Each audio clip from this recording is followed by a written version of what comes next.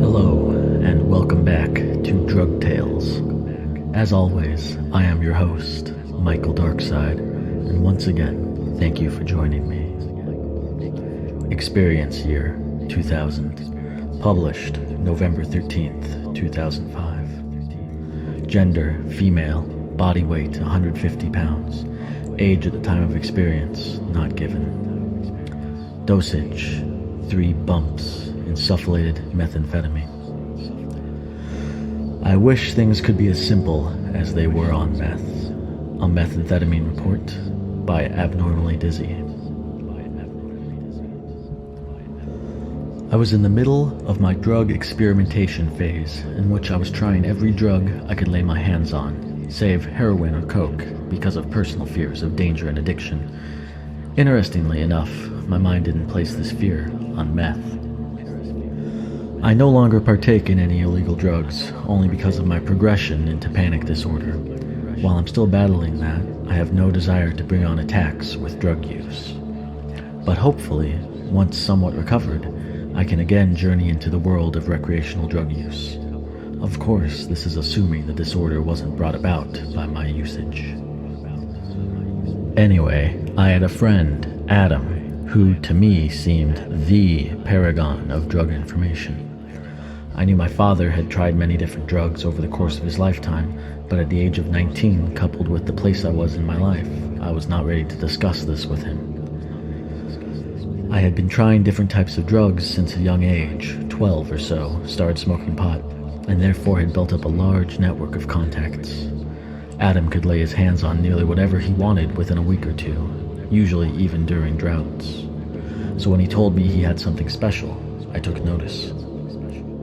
He was somewhat bewildered by my near-constant desire to try different substances, and told me this after I'd bugged him for 2 days straight about this special stuff. He said he could remember wanting to try new stuff all the time, but never with this intensity. So to get me off his case, he bought out a little baggie of what he called glass. I trusted him unequivocally, so I asked for no further explanation. I was aware that glass was speed, but had no idea of what the different types were or how powerful they might be. He told me that the stuff was strong, so I should use only a little, and then asked me how long I wanted to be awake. We decided that I'd snort 3 bumps and see how that worked out. He snorted 2, and then we walked over to my apartment, about half a mile. It hit me in full force as we went inside. He fired up his laptop and did some homework as I chatted on endlessly, not even pausing for responses to anything I said. No drug I had ever taken made me feel quite as wonderful, including E, MDMA, MDA. As I was, and am, predisposed towards low self-esteem and bouts of extreme self-loathing, the feeling that nothing on earth, or even beyond, could touch my greatness was liberating in a way I could not have previously imagined. Yet I still knew it was because of the drug, which points out other fundamental difference from other drugs, for me. Alcohol, LSD, shrooms, weed, opium. On every single one of those, I lost part, and much of the time most, of my self-control. On glass, I felt as if I were functioning on an extremely high level. Duh, I suppose. I couldn't solve the world's problems, but I could still operate my body and my thoughts on a logical level, and they were so much better than average. About an hour into my soliloquy, I paused enough to wonder if I was boring my friend. He said no, that while he didn't get the talking side effect, he enjoyed it greatly when others did, especially since he felt he could concentrate on multiple things at once. His homework consisted of coding in C++, which involves manipulating basic rules. That might explain why he could concentrate on that and on me at the same time. The rules were already in his head. He wasn't really learning anything new per se. He just felt like he could manipulate them better. He later told me whatever it was that I was talking about to him somehow merged in his mind with his coding, and at the time he believed he was on the verge of coming up with a new way of programming. Later, to be absolutely not true. Again, duh. Some hours later, he began to get really tired, so he left and went back to his apartment. I thanked him profusely, but was nowhere near the end of my experience. Without an ear to talk off, I was a bit lost on what to do, so I started to clean.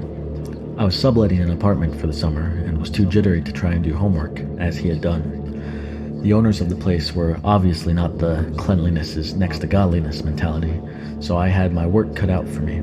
I did the normal things, and then got down to the nitty-gritty, scrubbing every inch of the inside of the fridge and oven. It made me unbelievably fucking proud. Today, the kitchen, tomorrow, the cataloging of my socks.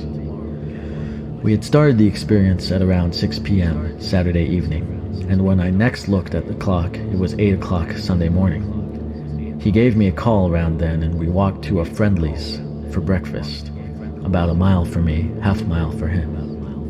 By then, I was starting to come down, which was mostly not unpleasant, but even with the little I had taken, I wanted to hold on to that sense of accomplishment and love of myself forever. He told me my pupils were still dilated, and I was talking in a speedy manner. The idea of food didn't make me nauseated, but it didn't hold any particular interest for me either. I got some coffee and a bagel, and made myself eat it. I hadn't eaten in 16 plus hours. The coffee didn't do much but make my heart race, so I quickly switched to water. My friend was continually amused by my chatter and attitude, and the chain smoking. The rest of the day I grew more and more physically tired, but my mind was still going at 1,000,000 miles a minute. I didn't want to go to sleep because I didn't want to miss a minute of the high. The reflection of myself in the mirror captivated me. For the first time in longer than I can remember, I thought I was pretty. My boyfriend at the time came back from a weekend away.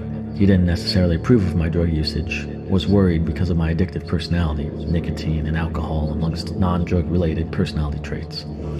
We chatted for a while before falling asleep in each other's arms.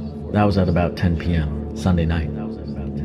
I realize this is a little long, sorry about that, but I want to give the full experience. When I woke up, all I could think about was how I wanted to do it again. As a matter of fact, I never wanted to not be doing it.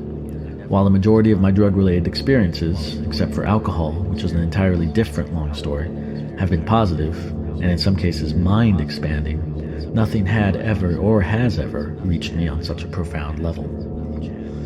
It was simpler than hallucinations of acid or shrooms, less thought-muddying than alcohol or pot, and more honest somehow than E, and it clung to me, released me, elevated me. So I decided never to do it again. I know that I could easily come to depend on it, revolve my life around the high, and what would happen as my tolerance increased?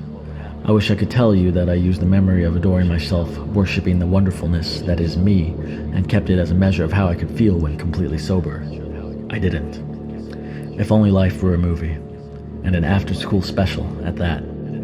But now, even almost 3 years later, thinking of it makes me want to do it again. I don't think I'm better than anyone for not, then or now. I guess my whole point is that I wish things could be as simple as they were on meth.